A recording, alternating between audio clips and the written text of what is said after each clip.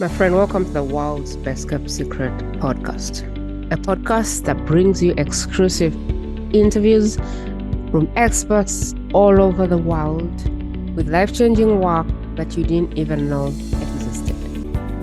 I'm your host, Prima J, a partner for those that are ready to take their life-changing work in front of those whose life or business depends on it. Please follow or subscribe for more.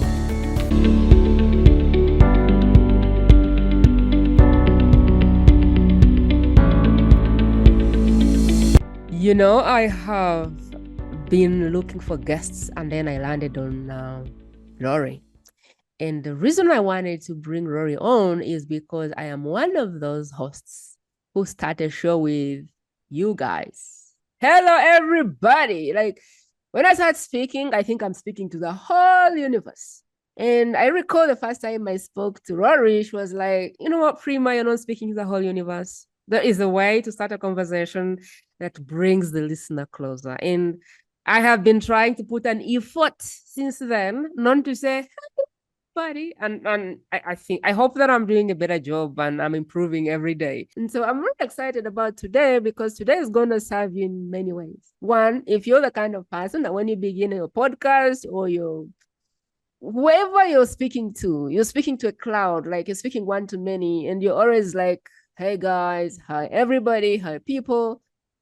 You're yet to be shocked because that really excludes the listener and gets them to know that, you know what, they're not important. You're not speaking to them. You don't care. Who knew? There is a way to bring people on to feel like you're having a coffee chat with the person that you're speaking to. You know, those people that you listen to their podcast and you feel like you're friends, you're in the kitchen, you're having a tea. That's the kind of stuff that we have today. The other bit of what we'll be talking about is a new way to look at legacies. I thought I help people build legacies with Laurie because she has such a nuance on looking at brand building, that's like legacy building, that I was like, whoa, this is different. Like, this is totally out of whatever I think I know. So without wasting a lot of time with my excitement, let me tell you a little bit about Laurie Hardie. She's a seasoned radio presenter for over 35 plus years. She's been in the trenches with radio production. Think about being in the trenches, and she is the definition of that. She's personally aired 3,000 podcast episodes and works with women who are wanting to create a hit podcast, a podcast that excites you and makes money. In Laurie's words, there is an easy way to talk to people that makes them feel like you see them, you appreciate them, and there is a way to address an audience that makes them feel like they are not welcome to the conversation. The second part of what she does that I really like is her heart is for women over 50 who want to get their wisdom and turn it into a legacy for the next generation. She has a fail-proof way that she helps women get their wisdom and turn it into their very first book, even if they didn't think they would write, even if they didn't think that was possible. But she helps them get their wisdom and turn it into a book. If that's not your thing, she helps you create a hit podcast that can be something you do every day for your legacy, for sharing your stories, for sharing your knowledge, or for generating income, if that's what you want.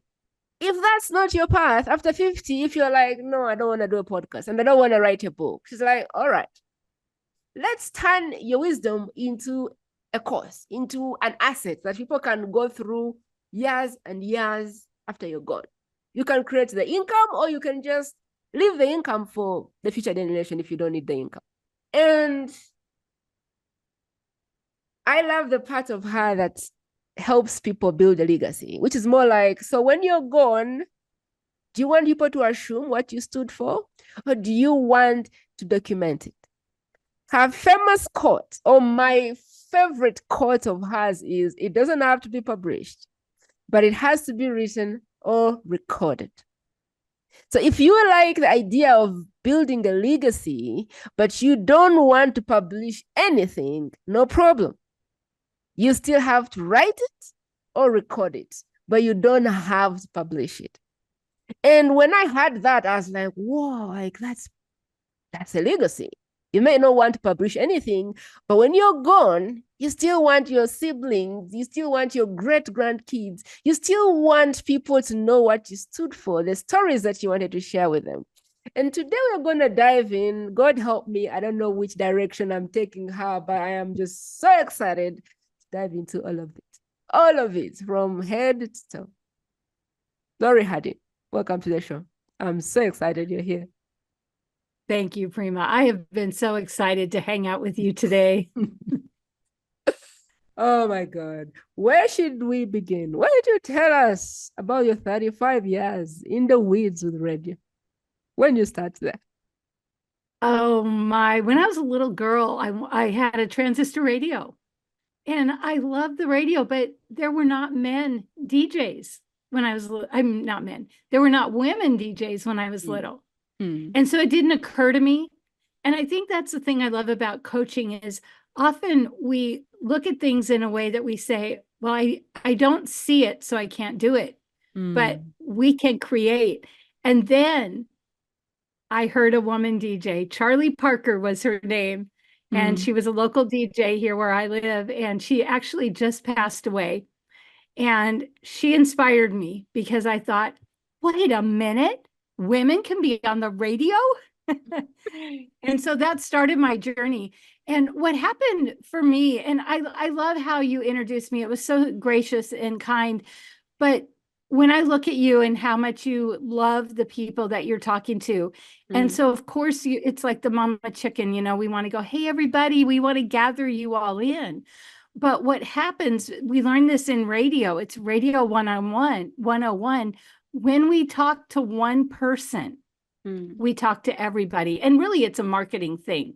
When you talk to everyone, you talk to no one. That's one of the first things we learn when we have to niche down.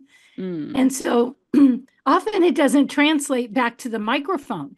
So we build our avatar for business. We find out who we're talking to and we write it and we social media to that one person that we're talking to, but we open our mic and we want to go, hey, everybody. And what happened for me when COVID hit and I was alone a lot and I was on all these Zooms and I listen to podcasts because that's what I do. And I was feeling bad. I was leaving these Zoom calls. I was pushing next on the podcast and I was really feeling bad and I couldn't figure it out. I kept thinking, what is wrong with me? What is wrong with me? Because it's like, hi, I'm here. I'm raising my hand here, and I didn't feel seen or heard. Now, when we think about a podcast or a Zoom call with hundreds of people, the person leading it isn't going to go, hey, Prima, I'm so glad you're here when there's 1,000 people. But they can make me feel that way by saying, hey, did you know, instead of, hey, you guys, and just talking to one person when you're talking to all of them. And the problem that I have found, my biggest challenge is that most people that are doing Zooms and podcasting, they don't understand this because they have this wonderful, pure heart and they want to include everyone. And they think that is what it is. They think that's the inclusion.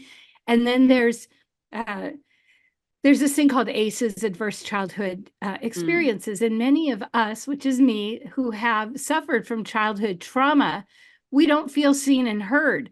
So even if we're doing our work, going to counseling, we get on these meetings. And when the leader is thinking they're including us, they're really excluding us. And we just want to go away. And when I made that connection, the radio and the social services connection, I was like, man, that's it. And so what I did was I reached out to a whole bunch of podcasters that I love. And it's interesting because I did not get any response. So maybe they, read it and did it, or maybe they just said, oh, she's crazy. But I realized that they don't understand that they're actually hurting people. They're actually isolating people. And if they could know this, they have such big hearts, they would not want to be hurting people. And so I set out on this mission to, help people understand that. And I actually have an award, and I do one a week on my podcast. It's called Just You. And if I can listen to a podcast that doesn't say everybody and you guys, I give them an award. And do you know, it's been really hard for me to find them. It's very funny because I remember there was this one coach. I don't know how he did it. He had 900 people in his Zoom room. His coaching program was that big. And every time I entered the Zoom room, it was like, hey, Prima, welcome. I'm like, oh, there's 900 people here. I don't know how, but every time I went to that Zoom, I felt like this. I see you. Whether he said my name or not, I always felt like he did that. I see you. And he didn't even need to say my name for me to feel like that. But I've also been in programs where I felt like a number. You log in and you log out, and you're like, yeah, like I really feel like a number here. I feel like nobody sees my problems, nobody sees my questions, and I don't matter here. So it can be a very big thing. There was a beautiful woman who came on the show the other day, and we were doing the pre-work, and I said, so who are we speaking to? Who are these beautiful human beings? She has a big heart, bless her. And she was like, no, I don't want to niche down. Everyone needs my message. I don't want to niche down. I refuse to niche down. And bless her, but she's not getting traction because she wants to include everybody in her brand. And I'm like, but you don't have to exclude them, but you probably have to speak to someone. And she was just frustrated because she didn't want to do that. And so if I am wanting to include everybody in my work, and I think that niching down is a bad thing, what would you say to me? How can I look at it in a way that is still empowering? Because I don't think they're excluding anyone. I think they're actually including everyone by speaking to one person. What can you say to that person who feels like, oh my God, everyone needs my message. Don't be telling me to speak to one person or two, What's your message there? That's so good, Prima, because I struggled with that. I really struggled with niching down, but working in radio, the thing is every station has their demographic. So if we take a song that's for everybody, like there's a song that everybody loves, every generation, and we know that there's music like that. We have to have a station that would play everything for everybody. And no one in advertising is going to pay a commercial on a station that does a little bit country, a little bit young, a little bit old. And so what we do is every radio station has who they're talking to. If it's a Christian station, they're targeting a Christian audience. If they're a talk station, they might, be targeting more of the people that are going to be listening to talk radio. And so the station I'm on in Seattle is, we call ourselves the Christmas station, but our target audience is for 35 to 45, which seems so narrow. Now, do we have people in their 60s listening? Absolutely. Do we have children listening? Absolutely. But we think, who is this woman and what music does she love and does she want to listen to? And because of that, when she tunes in, when she hears a commercial, when she hears us talk, she feels like we're talking to her because everything is specific to her. When I first started to recognize the importance of niching down, I read this story about this couple was driving cross country, and they kept seeing hitchhikers, and they'd be like, hey, need a ride? Hey, help me out. Can I get a ride? And then they saw a sign, a young man, got to get home to mama for Thanksgiving. And you bet they pulled over and gave him a ride. And it really boils down to being seen and heard. And so when we think our message is for everybody, do we want to be everybody? Like, if nail fungus, is that for everybody? You know, if you have a product that takes care of nail fungus in your fingernails or toenails, it's for a specific audience. And how is that person who needs that product going to find you if you don't target them? And so we're really doing our people, the people that need us, a disservice when we, you know, just say, oh, it's for everybody. I have a dear friend, I love her, she's an esthetician, and every time we go to a network meeting, she says her little, you know, 30-second spiels, anyone with a face. And so finally I told her, I said, you know, I have pretty good skin, I've never had any issues, and I've never thought about going to an esthetician. She's like, but I go, tell me why. Why do I, you know, I have a face, but I have no desire to go to esthetician. And all of a sudden she was like, well, if you have those, you know, age spots, or if you, and she started to tell me, and she started to get specific. And I was like, oh, now I might be in your audience. But when you just say anyone with a face, that give me a reason. Give me a reason. This is so good. I remember when I was stuck in this area of trying to speak to everyone, there was a gentleman called Laurie Hardie, and he told it so well. He said, you don't have to exclude nobody, but you have to be clear who is your primary person, who is your secondary person, who is your tertiary person. And so he said, your primary person is the person that your work will change their world today. That if the only person who came to you is this person, you would rock their world. The person who depends on your services to thrive, survive, to. So he was like, there is a primary audience. And those are your people, the most lucky to have you. When you start speaking to those, there's going to be a secondary audience, people who want that. They aspire to be that. And there is going to be a tertiary person who says, I am not a woman, but I will follow you, even if you're speaking to women, because I like your story. So he said, you're not excluding everybody or anybody. But what you're doing is you're allowing your message to speak to somebody. And when you speak to the person at your heart, there is going to be a second person who just aspires to be that. And I thought to myself, isn't that so right? Before I got married, I went to marriage seminars. I bought marriage books, and I followed all these gurus that were speaking to couples. And I was like, yeah, I'm not married, but one day I will be. And when I'm married, I don't want to miss out. So it's not like they cut me out. They were not speaking to me, but I aspired for that.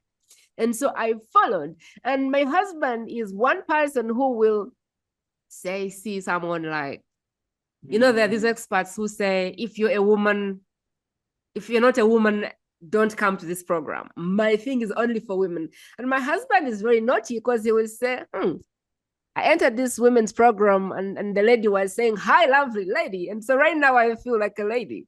And I was like, I am not a lady, but I think I like to learn from her. So he's very happy to sit in there, and every course begins with, hi, lovely lady. Hi. And I'm like, that's fine. She's crazy. He loves to watch these women programs because they do crazy things. And he's just curious with women.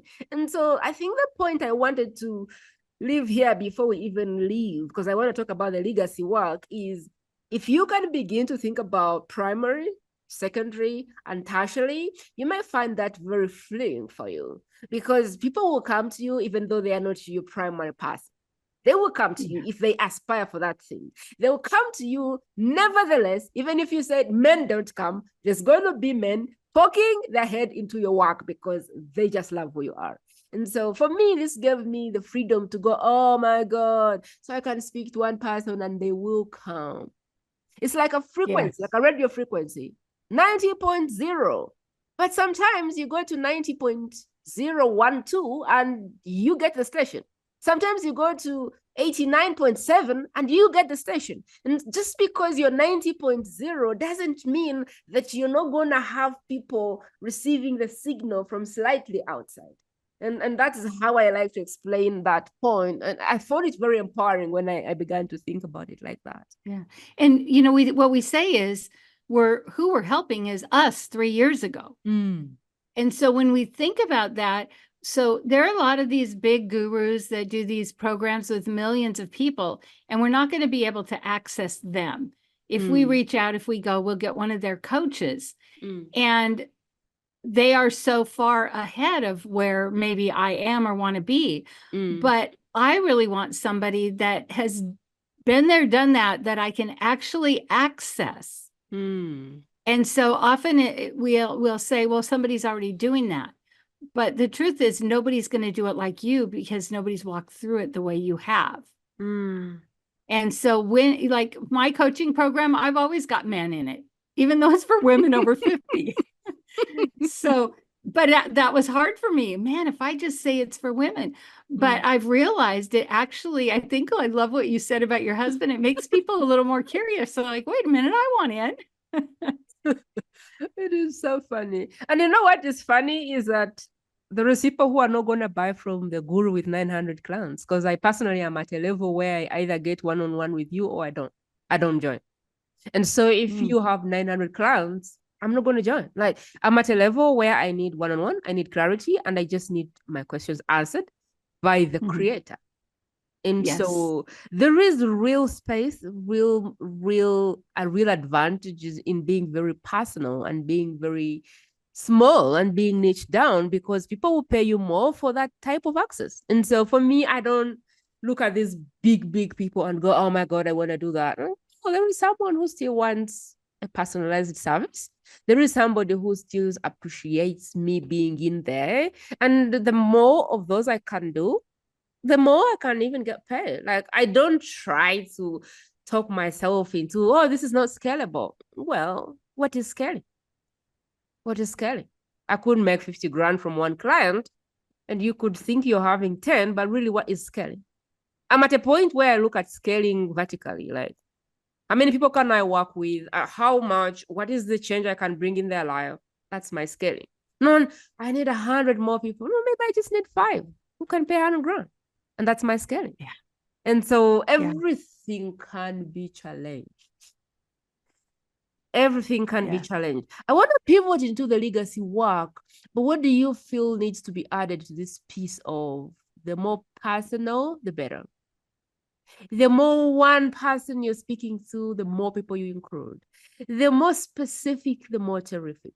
What do you have to add? I think for me, the last say on this is everyone is consuming your content as one person. So if I'm on a podcast, it's me and you. It's me and my ears and you. If I am reading your content, it's just me on my phone. And if I don't feel like you're speaking to me, I'm disconnected.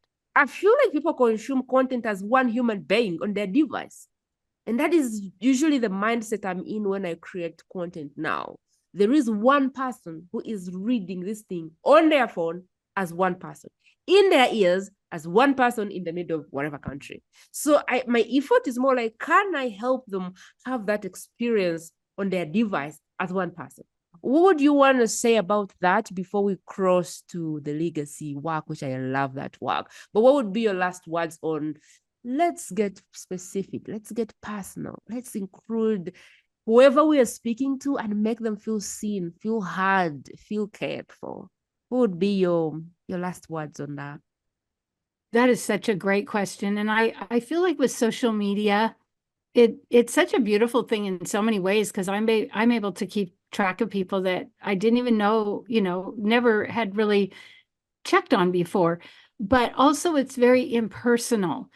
And so I think it's really easy. What I recognized during COVID is funny, because most of the people I know were stuck in a house with a million people. They're like, oh my gosh, I wish I was you, because I live alone. But what happens is I feel like we're sort of losing that connection. I mean, it seems like we don't even talk really on the phone anymore. Everything is texting. So I feel like when I made this connection, when I'm on the radio, I want you to answer me. So I'll say, hey, did you know Bruce Springsteen has a Broadway play now? And I'm hoping that you're going to go, no, you're kidding me. But I could say, hey, you guys, because I want to tell all millions of you. But I just talked to one, because I don't know if you've heard these stories. I love radio so much, so I always hear these stories, but there's so many stories of people that were going to end it, commit suicide. And they had their radio on in the background, and they felt like that person was talking to them. Wow. And they made a decision to go one more day. And Wow. that is always stuck with me. And that's always why it's my biggest value. It's the first thing I teach in podcasting. And I know it's hard in our world when we have so much going on, but if before we open our mic, before we open our Zoom, we can think of one person and talk as though we're sitting having coffee. Because if I'm having coffee with you, Prima, I'm not going to go, hey, you guys, Prima, and we really, I feel like more than ever, we want to be seen and heard. And when I can lean into a podcast, even knowing I may never speak to that person. Another example is music. Musicians sing to one person. That's why we fall in love with their music. And often when we go to a concert, I will be leaving and I'll say to my friend, I think they were looking right at me. And they'll be like, no, they were looking at me. Because it's that feeling of belonging. And when we can speak in a way that makes people, oh, I'm so sorry, feel like they matter, then we're blessing them. When a person can feel like they matter in this day and age, we're giving them a huge, huge gift. What are the other openers we can leave with the listener today? Like, hey, did you know that? That's a good one. What are the other ways we can open a podcast, for example, in a way that is very inclusive of the other person, other than, hey, did you know this thing about X? Yeah, I have two thoughts on that. One is I like to start with a story. And so starting with a story kind of moves you into it, because then at the end of the story, you might have a question, and the question would be with a you rather than you guys. And then also, I find this helpful. So when I do my class, by the end of the class, I say, hey, podcasters, because now I am talking to them. They're in a class for podcasting. So some people will say, hey, survivors, because they're in a group for survivors, or like Al-Anon, or, it's like, what is the thing that you all unite on? What is like that one thing that you can all agree on? Hey, music lovers, like on the radio. So you could find, some people will say like hey, ladies, because they're in a group for women, or there's a podcast I love. It's a crime podcast. And she always says lovelies. She calls us lovelies because, like they say, hey, love. And so you can kind of find the thing that works for you that will categorize, but not isolate. Can you see, I see your brain turning right now. So what are you thinking? Yes, if this is so good. I just had an aha moment. I'm in this group yeah. and the guy always say, hey, brand builder. And I was in Oh, another group and she would say, hey, lovely lady. mm-hmm. So they remove the S and just make it singular. Hey, Yes. music lover. And that is so good that I feel seen, heard, and taken care. I think even if you just removed the S and said, Yes. hey, podcaster, how good is that? I'm just Yeah. thinking, and it was like, boom, that is it. Yeah. What's my category? Hey, best kept secret. Exactly. And it makes the person not only feel seen and heard, but now they feel exclusive. Oh, I'm the best kept secret. Oh, I'm a podcaster. And so it takes that to a next level of belonging. Hey, legacy builder. Woo! So good. I mean, we think about artists. I mean, right now, who's the big thing? Taylor Swift. Guess what? You're a Swiftie if you're a fan. Hey, Swiftie. So again, it's narrowing and then broadening. It's kind of like a pulse. And I think the most important thing is paying attention and knowing, like, I love it that you went, oh, that matters. Because often people are like, well, what I'm doing is working and I have 1 million viewers. So why would I change? And one of my favorite podcasts, I love his guests, but now he starts with 2 commercials, and the beginning of each commercial is, hey guys. And I unfollowed finally. I was like, you know what? I'm not going to sit through feeling like, and he is a person who cares about people and would be heartbroken if he thought he was making people feel excluded. I mean, But there's always a chance to go deeper. Why not? Why right. not? You have a million viewers and subscribers, but what if you could have a million true fans? How about Yeah. that? Mm-hmm. How about that? Mm-hmm. I am so happy we talked about this because I feel so clear. I feel like the people that have always touched my heart gave me an identity and described me as one person. There's a woman who used to say, "Hey, Trailblazer," and I'd be like, it's really cool. You know, I don't know. I think if this is the only thing people picked from this, it would be amazing. And you say I'm saying people, so I'm still really like trying to do this. I You. am so Yeah. happy we went through this. I want to pivot a little bit and take you to legacy, living a legacy, women over 50. Why women over 50, Rory? And why a legacy? That's such a good question. And the reason is when we get into our 50s, we might not care as much about the other things. We're not working on building a family. We're not trying to figure out our career.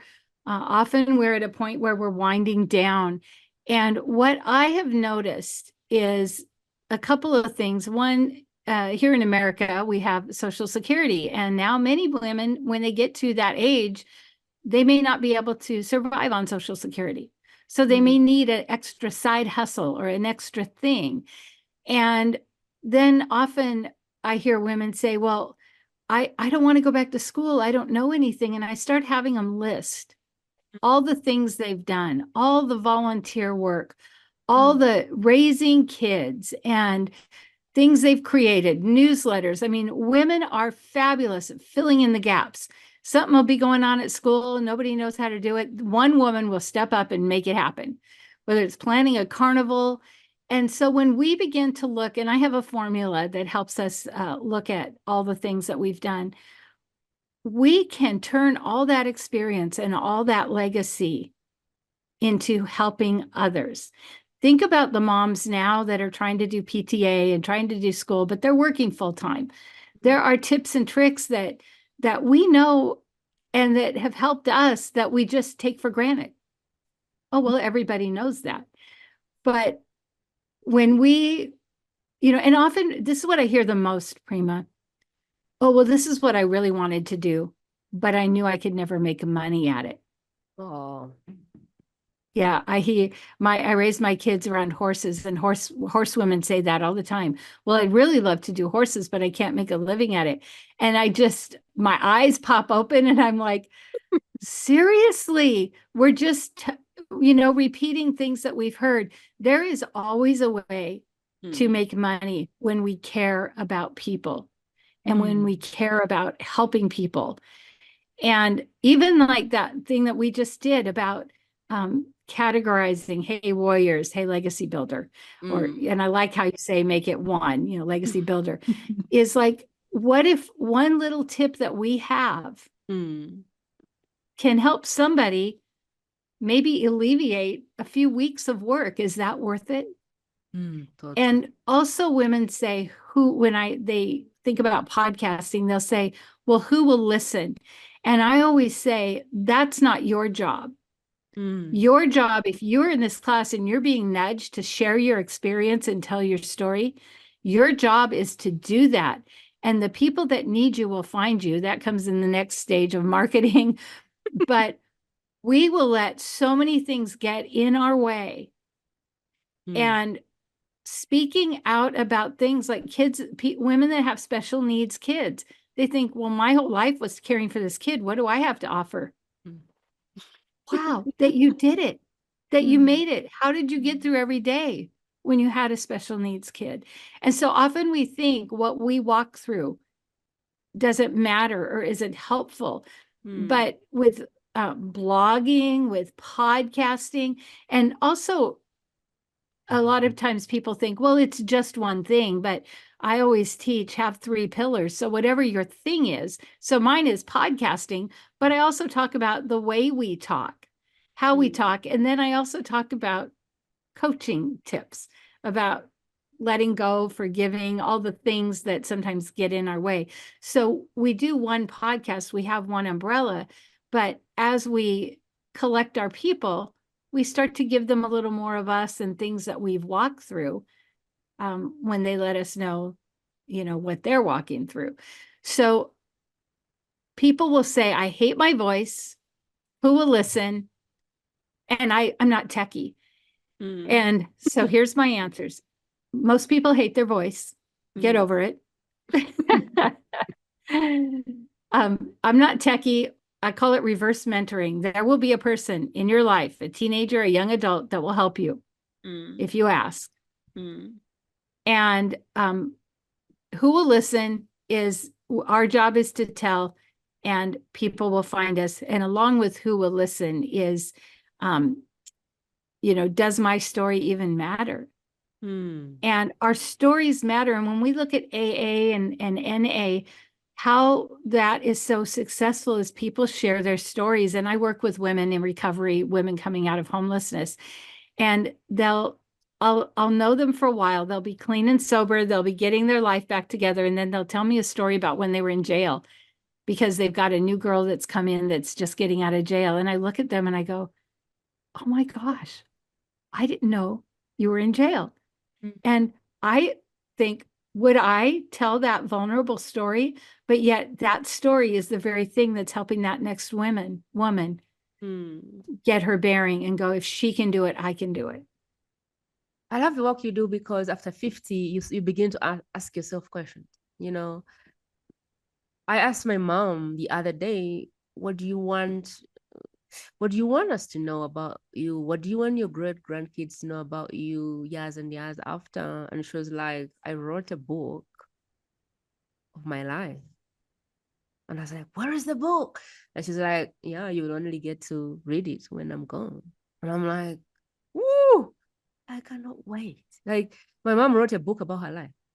And she's like, when I'm dead, you all read the book. And I'm like, why can't we read it when you're here? See questions like, no. Yeah. You read it when I'm gone.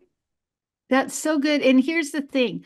We live in a generation, a day and age where we can type, write, record, and it will live on. So even if you don't want to publish, say you want, open your little photo, leave a video, tell a story about Prima when she was 5.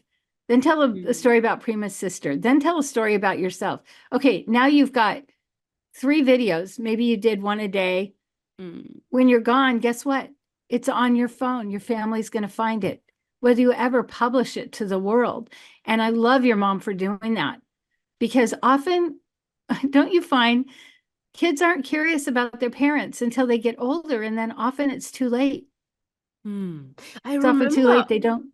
I remember Rory, my mom, for whatever reason, she wrote a book for each of us. And when you were like 15, 20, she would say, here's your book, carry on. And I'm like, whoa, how many books have you written?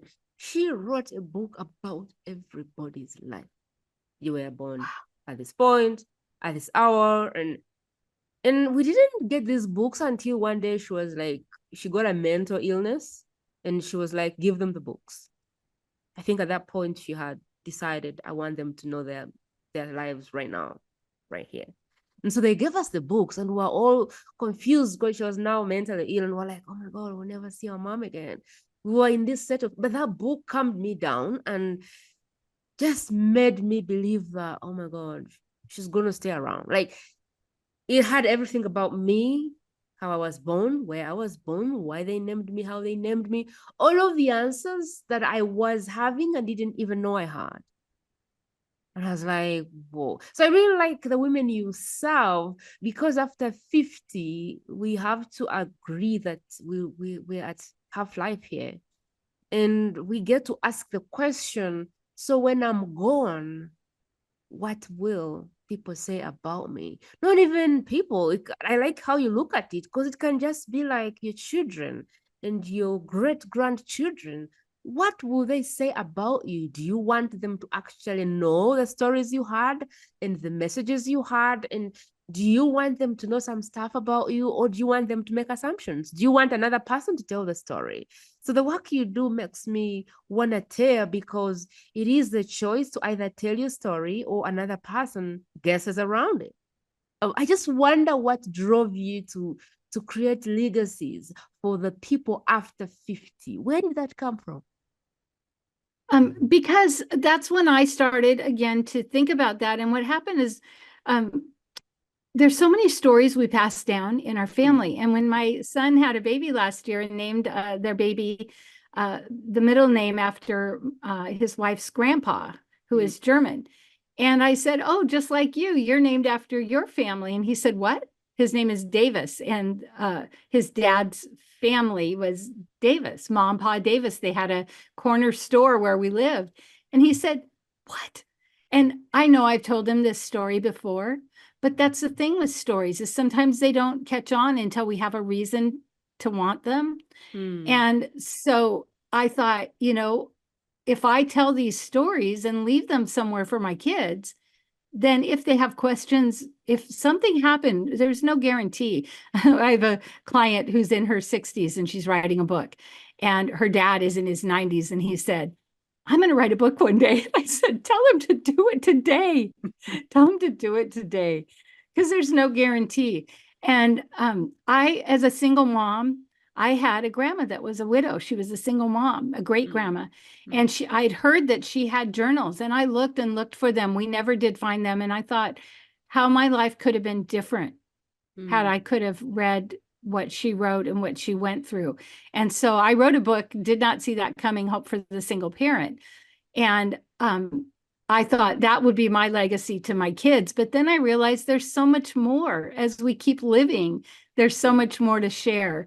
And so I think that our generation of women I think many of us don't love ourselves. We don't think we matter, and we don't think anyone would care. And if I care, that's what matters. If I care about a story about my kids, or telling them stories about my parents or my grandparents, when people get in their 40s and 50s, that's when they want to do ancestry. That's when they want to do the DNA. They want to know about their past. And then if nobody's left them anything, they'll have to make it up, like you said. Wow. Wow. I still can't get over the way you look at legacy. I still can't get over the fact that it doesn't even have to be published. It just has to be documented. Yes. Take us there. Take us there, because I feel like there would be a woman after they're 50, they're 60, and they're like, nah, who cares? I don't even want to listen to myself. I know someone that if they did a video, they'd never watch it because they're just terrified of how bad they sound. And so if that was the fear I had of like, geez, record, like, did you say record? Push record. Walk me through that path where as a woman I am resisting, and I'm like, really, like, I can't even listen to myself, like, this doesn't matter. I probably don't have the love in my heart for myself to know that I am worthy of a legacy. Walk me through that mind battle around if I actually deserve to have a legacy in this world. Walk me through that. That's so beautiful. I just was talking with a friend the other day, and she said she has a friend. They get together about once a year, and every time she wants to do selfies. And she doesn't want her picture taken. And my friend, because she's a caregiver, and she's exhausted and tired, and she feels like she looks old and haggard. And she said, I told her, please do not take my picture. And the woman was really hurt. And I said to my friend, I said, I understand you don't like the way you look, but we all love you. We love you. We love your voice. We love what you look like. And by you judging you, you have stolen from us. And when often when people will record for me, they won't listen back. They'll just send it because they can't stand to listen back. And I give them so many kudos because they pushed record.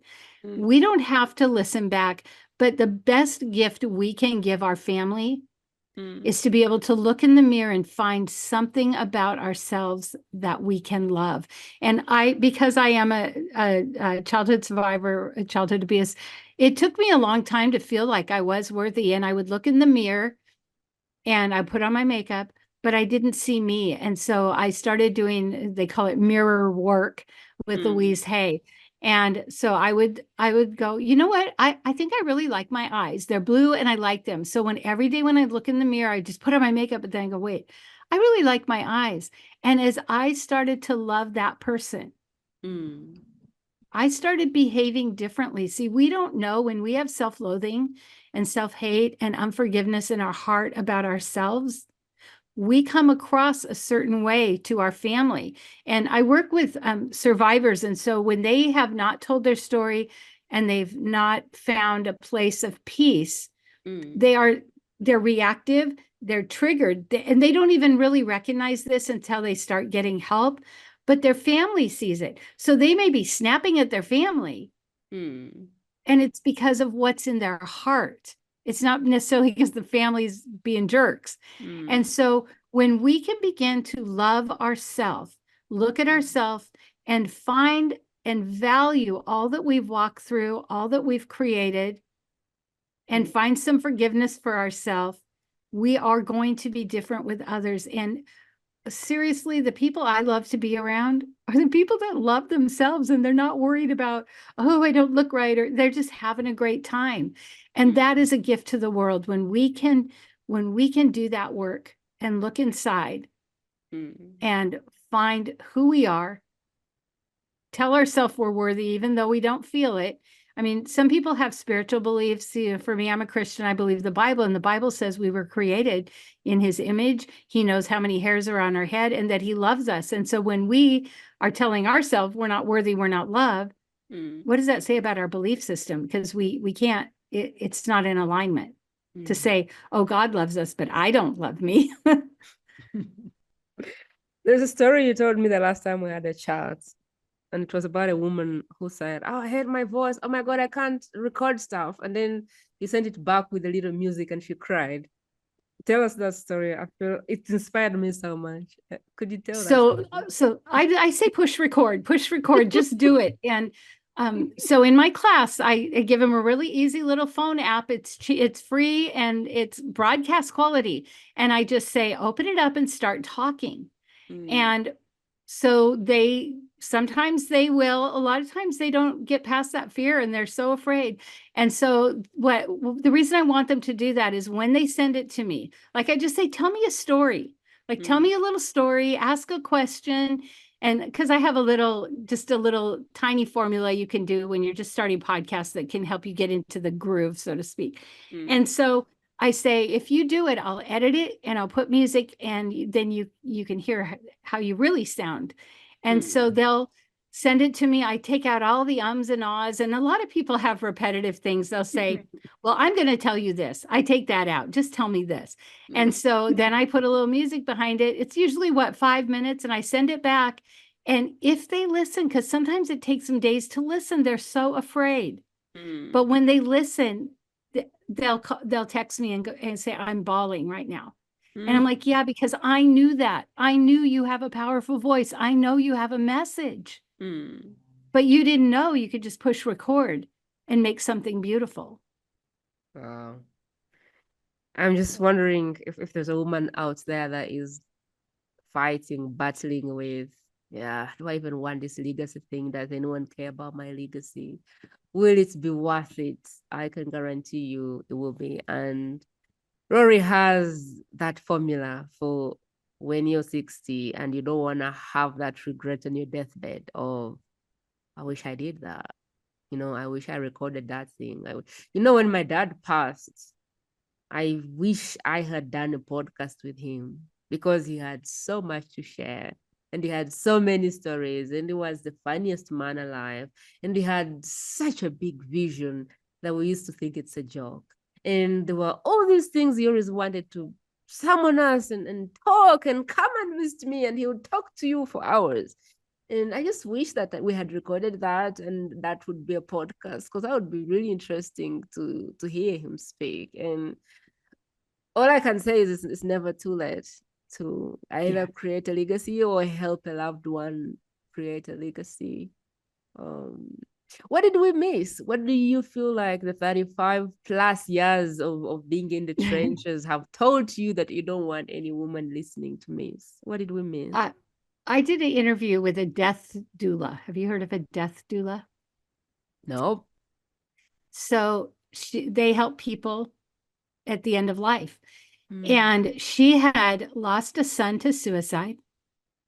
Mm. And then about 2 years later, her husband passed away of a heart attack. And she said, I really believe it was a broken heart over their son. It was so devastating. And then she was a dentist and she got some damage, nerve damage in her drill fingers, the fingers that she drills. So she had to give up being a dentist. And she lost so much. And a neighbor said to her, you need to get over your son's death because you have two children that are alive. And she was really angry with him. But what she recognized was she was so caught up in her grief and in everything that she lost that her kids were missing her. And she has turned her life around and she's written a book about end of life and how to prepare. And she is living her best life. She's thoroughly enjoying her grandkids. And she has a niece that just was diagnosed with terminal cancer. And she said, you know what? I went over, we had a slumber party. We wrote letters, legacy letters to all of her kids for every event, for a wedding, for whatever. And I did suggest, you can record these too. You don't just have to write them. You could do these recordings. And here's this woman who's dying. Her and her aunt are having a party, writing end of life letters because she's not going to see her kids graduate. And the beauty of it was she's giving this woman this huge gift of let us see who you are before you go. And if I could convince anyone some way, somehow, there's a generation of women that hide. We think we have to hide and not be seen and heard. If I could challenge you, now is your time. Be seen, be heard, tell your stories. And it doesn't matter if nobody wants to listen. Somebody someday will find them and it will matter. If I could have found my grandma's journals, I think it could have helped me so much. So leave a legacy for people to find. Be brave. Get over the hump. Once you start doing it, you could say this about podcasting. When you first start, it's terrifying. Now you just open the mic and do it. It's not a big deal, right? It is. This is so Yeah. good. This is so good.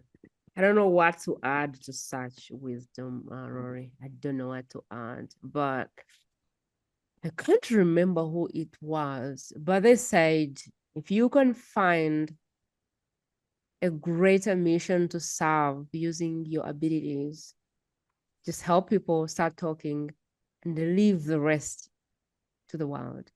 A few days ago, a woman came to me and said, you know what, Prima, you have been writing about the world's best kept secret. I watched you on day one. You had no subscriber. I watched you a few days ago. You have 300 subscribers. You're doing amazing work. And I've been sat on my butt for the longest time thinking, who cares? Who wants to know? Who wants to see me starting from zero? And you've just given me permission to start. You never know who this message, whatever you're doing, will impact. I didn't know that woman existed. I had no idea she was struggling with starting something. She was feeling cold, but she was like, geez, I have no subscriber. I have no audience. And I started doing this work. I was like, I am creating something. It's called the World's Best Kept Secret podcast. I'm going to interview amazing people about their work. I am going to ask them to talk about their offers. I'm going to ask them to get people to buy their offers if they want them. I have a sales skill. I have marketing skills. I love talking to people. And I'm going to use these skills to help the world. And to hear that it's helping people get out of their own way and start. And I started saying we have one subscriber, we have five subs. I didn't think much of it. I just thought I want to document this from day one because I want tomorrow when we have 1 million plus subscribers for people to know that we started with one. And I just started saying this week we got 2 more subscribers. And I didn't care. Like, I was like, it is 2 subscribers. We now have 7. And if you think you're too late or something, you're not. Because I have this channel, I have big dreams, but it has 2 subscribers, and that is okay. And they kept saying that. And now to hear that woman saying that, I was like, geez, that who knew? Like, who knew that you having 1 subscriber was an inspiration to another person? And so what I really pick off is it is not your duty to know how it will be consumed and who will find it helpful. It is just your duty to answer that calling that says you need to leave something behind. I sincerely believe that whatever you're being called to create, somebody's praying for it. There is somebody that is praying, asking God every day to answer a prayer, and that prayer lies in your life lesson. It lies in your scars. It lies in your tears. It lies in your frustrations. But you have to somehow remove it from your head and air it and write it and put it somewhere. Otherwise, I strongly believe that when you don't do that, you're denying this person the chance to receive an answer from whoever they're praying. And once it's out there, it's recorded, it's written, the publish button is just one snap, and so I am so in line with the work that Laurie does. And whether you know it or not, you deserve a legacy. People need to know about you. People need to learn from your lessons. Doesn't matter what it is you went through. People need to learn from that. And I love that she has options. You can put in a book that will still be helpful. You can create a podcast if you love talking. That'll be very helpful. Somehow every day you will get it out of your head into the world. You can create a course. There is endless ways to build your legacy. You probably need somebody like Laurie to hold your hand and show you the options. You're timid, you're shy, you're everything. Don't worry about it, but get someone to help you through that process of knowing that, there is a process, there's a way for me. And so I really appreciate you listening today and hanging with us. And I sincerely hope that we've served. We have to go, but I would love for Laurie to tell us exactly how you can access her services, how to move forward if you feel the fire right now to get onto that legacy and start building it, or to just become a better podcaster, or to just start creating those courses or creating a book, whatever that legacy looks like to you. Laurie, what should we do to move forward, to take this fire to the next level? You can go to my webpage, www. You've always got to put the W's in.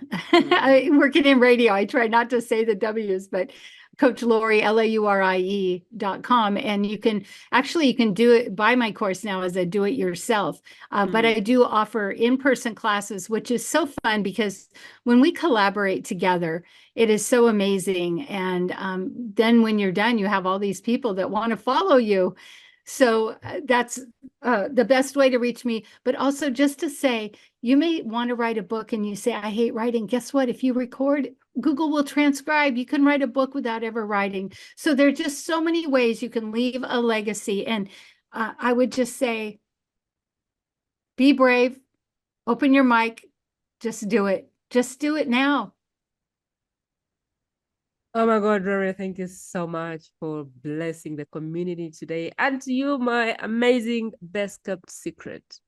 What could I do without you? Thank you so much for hanging around with us. You could have been doing a million things with your life, getting lost on TikTok, scrolling through cartoons, watching cute cats, having a meal with your family. You could have been doing a million things, but you chose to hang out with us. You chose to get this message. You're not here by mistake. You're here because you were meant to receive this message. So my ask is one, someone, a woman, 50 and above, and they are battling with this. If they were gone tomorrow, bless them, we would all struggle to know what they stood for, who they were, what they cared about. They would die with the stories inside of them. I would love for you to share this episode with them. That is how you can contribute to today. Share this episode with them and allow them to experience Laurie, because I feel like she shared enough to give that person a chance to leap in and say, all right, let's do this. We're building a community. The world's best kept secret community is going to be the biggest and the grandest. And here is how you can be a part of it. 1, rate, review, subscribe, follow. I don't even know what buttons you're seeing. become a part of this, get involved, become a contributor, get to see this work built from day one. And I want on day 1001 to go, oh my God, we've come from so far. We're building this community one person at a time. Every subscriber, every rate, every review, every follow matters. And I really appreciate your participation in building this community. I cannot tell you how that is going to help. Because the better the community, the bigger the community, the more things I can do, the bigger the game I can play, the better the speakers I can bring on. The benefits are endless. And all you have to do is just be involved, just participate, just share, just review, just rate, and see this whole beautiful world create itself. Even I don't know where it will end. And so it is just too big for me, for you, but I hope that at one point, we will look at it and go, wow, we've come so far. Thank you so much for your time today. I really honor you, celebrate you, and look forward to seeing you next time. That is it, my friend. To listen to more exclusive interviews like this one, simply go to the World's Best Kept Secret podcast.com and select interviews based on preferred topic.